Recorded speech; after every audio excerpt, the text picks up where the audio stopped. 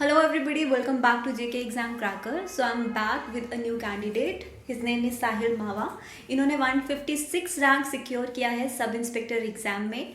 So big congratulations to you. Thank you ma'am. Okay, so अभी हम आप ही के लिए अगेन इनकी कुछ स्ट्रैटेजी पूछेंगे सो दैट आप ही जानते हैं अभी अपकमिंग एग्जाम्स आने वाले हैं sub inspector assistant compiler junior assistant के. So you will get to understand कि इनका प्रिपरेशन स्ट्रैटेजी क्या था.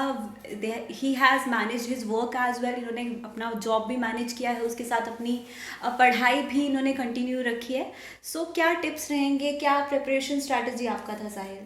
तो इनिशियली मेरा प्रिपरेशन स्ट्रेटेजी ये था कि फर्स्ट ऑफ ऑल मैंने फोकस उन सेक्शंस में किया जिसमें मेनली बच्चे लैग करते हैं, जैसे कि हिस्ट्री, कंप्यूटर. ये दो एक ऐसे सब्जेक्ट्स है जो फुल स्कोरिंग है. एंड इवन इन दो सब्जेक्ट्स में अराउंड मैंने 20 में से 19 स्कोर किया है जब आंसर शीट आई. आफ्टरवर्ड्स मैंने स्टार्ट कर दिया. करंट अफेयर्स तो डेली चलता था एंड इंग्लिश मैं वीकली करता था. जस्ट एक टॉपिक कर लिया, देन उसकी प्रैक्टिस. एंड ऑल्टरनेटिव डेज पे मैं आई थिंक 4 मंथ से प्रिपरेशन कर रहा था. क्वांट एंड रीजनिंग कॉन्टिन्यूस कर रहा था. So basically initially first 3 months मैंने पूरा सिलेबस कवर करने में टाइम लगा दिया. देन लास्ट के मंथ में मैंने जेके एग्ज़ाम क्रैकर्स ने काफ़ी मुझे हेल्प किया इन चीज़ों में. मैक्सिमम मैंने उन्हीं की videos, specially computer, English and quant और रीजनिंग को मैंने मैक्सिमम सारी उन्हीं की वीडियोस फॉलो की. एंड लास्ट मंथ में जब 30 डेज़ में जेके एग्ज़ाम क्रैकर ने अपने मॉक सीरीज स्टार्ट कर दिए थे, तो मैं उनके हर सब्जेक्ट के इनिशियली 6 to 7 हर सब्जेक्ट में टेस्ट आ रहे थे. तो मैं डेली आई थिंक रात को अपना काम सारा करके एक एक टेस्ट करता था. भले ही मेरा स्कोर कम आए, लेकिन मैं हर क्वेश्चन को प्रॉपरली एनालाइज कर रहा था और उस जिस टॉपिक पे वो क्वेश्चन थे उस पर ज़्यादा फोकस कर रहा था.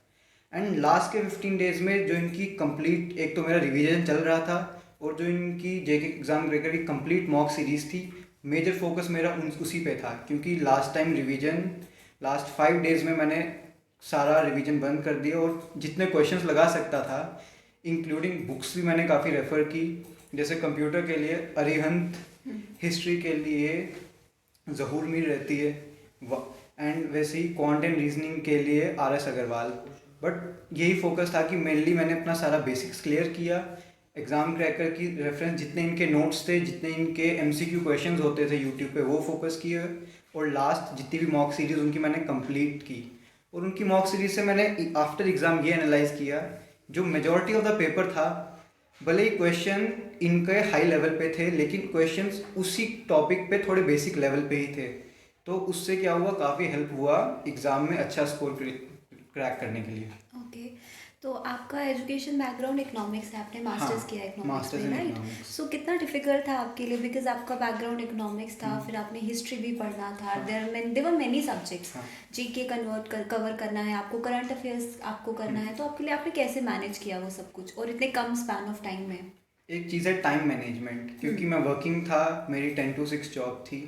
अब मेरे पास दो ही सिनेरियो थे. मैं एक मॉर्निंग पर्सन हूँ, तो इनिशियली मैं सुबह के 2-3 घंटे, जब मैंने प्रिपरेशन स्टार्ट की, 2-3 घंटे स्टार्टिंग में थोड़ा डिफिकल्ट लगता है, लेकिन विद टाइम मैंने थोड़ा अपना टाइम कंजर्व किया. तो लास्ट के 2 मंथ्स में मेरा यही था कि 4 to 9 में वो 5 घंटे यूटिलाइज कर सकूँ, क्योंकि दिन उसके बाद मेरे पास टाइम नहीं रहता था. उसी में मैं हर एक एक घंटा एक एक सब्जेक्ट को देता था. 6 में से एक सब्जेक्ट हमेशा डेली स्किप रहता था, जिसमें एक एक घंटा 5 घंटे में मैं 5 सब्जेक्ट्स कवर करता था. तो वही स्ट्रेटेजी मेरी कंटिन्यू चलती रही इन 2-3 मंथ्स की प्रिपरेशन में. ओके, तो करंट अफेयर्स का क्या सोर्स आप यूज़ कर रहे थे? करंट अफेयर्स का सोर्स जैसे कि एग्ज़ाम क्रैकर भी डेली अपडेट करता था, इनके टेलीग्राम चैनल पे भी डेली रहते थे, मीन्स डेली का करंट अफेयर रहता था. इवन कि मैं हिंदू भी पढ़ता था. एंड कुछ अदर सोर्स, दूसरे भी पेजेस थे यूट्यूब पे जो कि एक हाई लेवल की करंट अफेयर्स भी पढ़ाते हैं, वहाँ से भी फोकस कर रहा था. बट मेनली हमारी स्टेट के लिए एग्ज़ाम में हमें एक मीडियम लेवल तक ही प्रिपरेशन चाहिए होती है.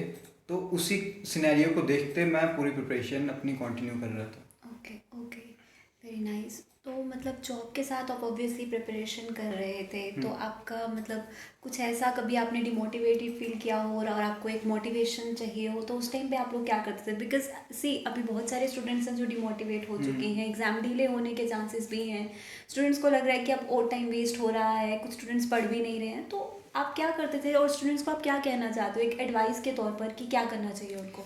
मैं एक बेसिक फंडा बताऊंगा। कुछ भी लाइफ में अचीव करना है ना, एक पेशेंस रखनी है इंसान को।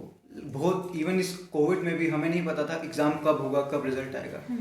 कोई भी काम एक पेशेंटली हम करेंगे ना, तो वो काफ़ी, अगर उसमें पूरी डेडिकेशन और पेशेंस से करेंगे। कभी डिमोटिवेट होते थे, इवन कि ऑफिस के प्रेशर की वजह से कभी ऐसा होता था छोड़ो कर रहे हैं, लेकिन बट स्टिल एक मोटिवेशन थी कि एक सिक्योरिटी लाइफ में चाहिए, क्योंकि एज पर करंट सिनेरियो हमें नहीं पता प्राइवेट तक हम कब तक सस्टेन करेंगे। बट एक गवर्नमेंट एक ऐसा सिनेरियो है कि हमारे पास एक जॉब सिक्योरिटी प्रॉपर आ जाती है, और इससे आगे भी हम काफ़ी इजीली बढ़ सकते हैं। राइट। सो आपका रिएक्शन क्या रहा साहिल, जब आपने अपना लिस्ट में नाम देखा, आपको दिखा कि आपने एक अच्छा जॉब सिक्योर कर लिया है अभी, तो obviously you must be very happy. So what was the reaction आपका, आपकी फैमिली का? एक ही दिन हुआ है अभी, सो आप रिएक्शन शेयर करें अपना। श्योर। फैमिली तो इवन कि मेरी सारी फैमिली गवर्नमेंट सेक्टर से ही बिलोंग करती है, गवर्नमेंट सेक्टर में ही है, तो एक उनकी भी एक्सपेक्टेशन थी कि उन्हीं की फर्दर जनरेशन इसी सेक्टर में रहे। तो एक काफ़ी अच्छा रिएक्शन था। इवन कि पेरेंट्स भी काफ़ी खुश रहे कि now he has been stable now after 2 or 3 years। जब से ये प्राइवेट में थोड़ी इंस्टेबिलिटी रहती है, तो काफ़ी हैप्पी थे, काफ़ी खुश हो गए घर वाले भी। इवन कि रिलेटिव्स ने काफ़ी ज़्यादा प्रेज़ किया, और सब ने यही गाइड किया कि अभी this is not only the first step, अभी लाइफ में बहुत और ड्रीम्स है जो अचीव करने हैं। एज पर माई ड्रीम की I have to serve for this state as an administrator. I think ये मेरा एक बेसिक स्टेप है। अभी काफ़ी और स्टेप्स चलने हैं उस लेवल को भी अचीव करने के लिए। सो एट लास्ट एक लास्ट क्वेश्चन, कुछ सोर्सेज, कुछ बुक्स, डिफरेंट यूट्यूब चैनल्स आप विजिट कर रहे होंगे इंक्लूडिंग आवर चैनल, तो आप कुछ सोर्सेज स्टूडेंट्स को बता दीजिए, वो क्या क्या रेफर कर सकते हैं किस सब्जेक्ट के लिए? श्योर। मैंने मेजरली तो बुक्स पे ज़्यादा फोकस किया, क्योंकि यूट्यूब से मैं खाली कंसेप्ट सीखता था। For English I think perfect book is Wren and Martin. Quant and reasoning के लिए RS Agarwal is the best. Then history में जो मैंने फॉलो किया that was Zahoor Mir. And computer के लिए अरिहंत फॉलो किया था मैंने। एंड करंट अफेयर में मेजरली न्यूज़पेपर और यूट्यूब से ही लेता था, और बाकी उसमें कोई बुक रेफर नहीं थी मेरी। ठीक है। सो कोई और मोटिवेशन जो स्टूडेंट्स को देना चाहते हो आप? मोटिवेशन यही है कि जिनका अभी कुछ लेवल से रह रहा है, जस्ट हमारी स्टेट में पोस्ट आती रहती है, डीमोटिवेट नहीं होना है। अगर उन्होंने अभी भले ही अपना 70 to 80% दिया है, वो 80% उन्होंने कवर कर दिया है, अगर वो डीमोटिवेट होकर वो 80% की मेहनत वेस्ट कर देंगे, सो इसमें उनका नुकसान है। जस्ट बी मोटिवेटेड, एग्जाम्स फिर आएंगे। अगर आज उन्होंने 80% किया है और अपनी मेहनत को कंटिन्यू रखेंगे, डेफिनेटली उस 80 का वो 100 तक क्वाइट इजीली अचीव कर लेंगे। ठीक है Sahil, thank you so much for joining us and sharing precious words. Welcome. Thank you.